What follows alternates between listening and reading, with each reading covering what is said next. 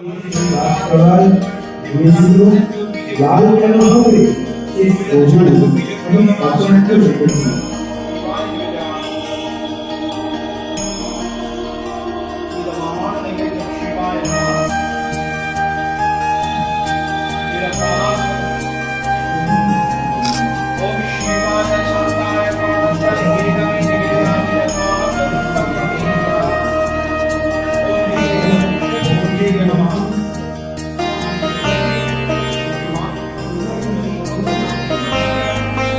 এসে পড়েছিল একজন লোক বলে দিতে এই জগন্নাথের নাম হাতি।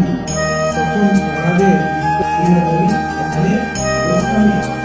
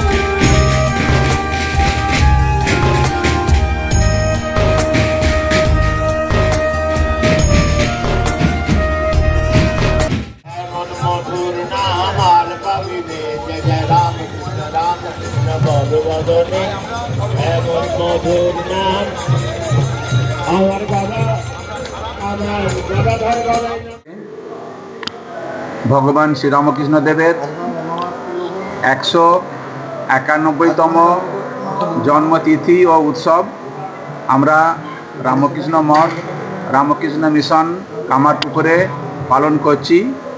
আমাদের 4 দিনের উৎসব, গতকাল থেকে উৎসব শুরু হয়ে গেছে। আজকে প্রধান উৎসব, যেমন সকালবেলা 4:30টার সময় মঙ্গল আরতি দিয়ে উৎসব শুরু হয়েছে। তার আগে সানাই বাদন হয়েছে, তারপরে বেদ পাঠ হয়েছে, গীতা পাঠ হয়েছে, বিভিন্ন দেবদেবী স্তোত্র হয়েছে এবং আমাদের হরিনাম সংকীর্তন করে নৃত্য করেছি, উৎসাহ কীর্তন হয়েছে। তারপরে সবচেয়ে যে একটা বড় আকর্ষণীয় সেটা হচ্ছে শোভাযাত্রা। সেই শোভাযাত্রা 16র বেশি স্কুল এবং ক্লাব এবং গ্রামবাসী ভক্তবৃন্দ তারা ছিলেন। এই শোভাযাত্রা 7:30টার সময় আমাদের কামারপুকুরের যে হাই স্কুল মাঠ থেকে শুরু করে আমরা আশ্রমে এসেছি। আশ্রম থেকে আমরা ডাক বাংলো হয়ে কামারপুকুর চটিতে স্বামী বিবেকানন্দের যে মূর্তি আছে সেই মূর্তির পাদদেশে আমরা পুষ্পার্ঘ্য নিবেদন করেছি। সেখান থেকে চলে এসে ডাক বাংলো, সেখানে শ্রীরামকৃষ্ণদেব, মা সারদা দেবী, স্বামী বিবেকানন্দের মূর্তি আছে, সেখানেও তাদের শ্রীচরণে পুষ্পার্ঘ্য নিবেদন করেছি। তারপর সেখান থেকে আমরা লাহা বাজার হয়ে আমাদের স্কুল মাঠে এসে আমাদের শোভাযাত্রা শুরু হয়েছে। আমাদের শোভাযাত্রার জন্যে 7,500 আমরা প্যাকেট তৈরি করেছিলাম। সেই প্যাকেটগুলো ভক্তদেরকে এখনও দেওয়া চলছে। তারপরে আমাদের 10:30টার সময় এখন হাতে হাতে প্রসাদ বিতরণ শুরু হয়ে যাবে।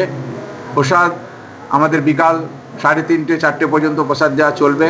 আমরা 25,000 মানুষের জন্য প্রসাদের ব্যবস্থা করেছি, খিচুড়ি, আলুর দম, চাটনি এবং লাড্ডু। আর সকাল 6:30 থেকে পুজো শুরু হয়ে গেছে, বিশেষ পুজো হয়।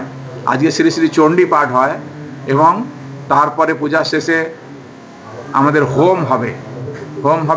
হোমের পরেতে আমাদের সকালবেলার পুজো শেষ হয়ে যাবে। তারপরে আবার বিকালবেলার পুজো আছে, সন্ধ্যার পুজো, রাত্রির পুজো রয়েছে। এছাড়া আমাদের আজকের যে অনুষ্ঠান বাউল সঙ্গীত আছে, তারপরে হরিনাম সংকীর্তন আছে, আর 3:30টার সময় ধর্মসভা ভক্ত সম্মেলন যেটাকে বলা হয় সেইটা আছে। সেখানে আমাদের মহারাজরা আসছেন। আমাদের রহড়া যে কলেজ আছে সেই কলেজের ভাইস প্রিন্সিপাল বেদানুরাগানন্দ মহারাজ এসেছেন, তিনি বক্তব্য রাখবেন। এবং বাগবাজারের মায়ের বাড়ি থেকে একজন মহারাজ এসেছেন, তিনিও বক্তব্য রাখবেন। এরপরে সন্ধ্যা আরতি এবং সন্ধ্যা আরতির পরেতে যাত্রা আছে। যাত্রা শ্রীরামকৃষ্ণদেবের বাল্য লীলাকে কেন্দ্র করে একটি বই, সেই বইটি কেউই আসিল রে কামারপুকুরে, এই বইটি যাত্রাটি অনুষ্ঠিত করবেন আমাদের নাট্যতীর্থ আটপুর থেকে, তারা আসেন। আজকের দিনের উৎসব এটা, আজকে ও যাত্রা হয়ে গেলেই শেষ হয়ে যাবে। তারপরে আগামীকালকে আছে সকালবেলায় আছে শ্রী শ্রী চৈতন্য চরিতামৃত পাঠ আছে। তারপরে আমরা আগামীকালকে 1350 জন ছাত্রছাত্রীকে স্থানীয় স্কুল 16টি স্কুল তাদের তাদেরকে খাতা, pen, pencil, scale, eraser, umbrella ইত্যাদি আমরা তাদেরকে প্রদান করব। এটা প্রায় 7 লক্ষ টাকা 7 lakhs এটা আমরা অ্যামাউন্ট খরচা করছি তাদের পড়াশোনার জন্যে। তারপরে বিকালবেলা আছে ধর্মসভায় শ্রীমা সারদা দেবীর জীবন এবং বাণী নিয়ে আমাদের বক্তব্য রাখবেন স্বামী শিবপ্রদানন্দজি মহারাজ, উনি সম্পাদক রামকৃষ্ণ মিশন বিদ্যাপীঠ পুরুলিয়া থেকে মহারাজ আসবেন। তারপরে একাঙ্ক নাটক আছে, আমাদের স্কুলেরই ছাত্রছাত্রীরা একাঙ্ক নাটক করবে। আজকে এইগুলি নিয়ে আজকের দিনের অনুষ্ঠান। আগামীকালের অনুষ্ঠান আছে সকালবেলা শ্রী শ্রী ভাগবত পাঠ আছে। ভাগবত পাঠের পরে আমরা এখানে পরশু দিনেতে ভাগবত পাঠ আছে। ভাগবত পাঠের পরেতে আমাদের 2:30টার সময় নরনারায়ণ সেবা বস্ত্র বিতরণ, আমরা 2500 মায়েদেরকে আমরা বস্ত্র বিতরণ করব। তারপরে স্বামী বিবেকানন্দ এবং তার জীবন এবং বাণী নিয়ে বক্তব্য রাখবেন স্বামী ধেয়ানন্দজি মহারাজ, যিনি আমাদের বেলঘরিয়ার যে আমাদের টেকনিক্যাল কলেজ আছে সেই কলেজের তিনি প্রিন্সিপাল। সেই মহারাজ পরশু দিনে উনি বক্তব্য রাখবেন। তারপরে আমাদের সাধুদের সবচেয়ে শেষের একটি অনুষ্ঠান, সেটা হচ্ছে সাধুরা, আমাদের রামকৃষ্ণ মঠ মিশন কামারপুকুরের সাধু ব্রহ্মচারী ভাইয়েরা সবাই মিলে আমরা ভজন এবং কালীকীর্তন পরিবেশন করে এই হচ্ছে আমাদের এই 4 দিনের অনুষ্ঠান। এই ঠাকুর শ্রীরামকৃষ্ণ দেবের যে 191তম জন্ম তিথি আমরা পালন করছি, তাতে আমরা যেমন উৎসব অনুষ্ঠান করছি, তার সঙ্গে স্টুডেন্টদেরকে সাহায্য করছি এবং বস্ত্র বিতরণ করে নরনারায়ণদের সেবা করছি।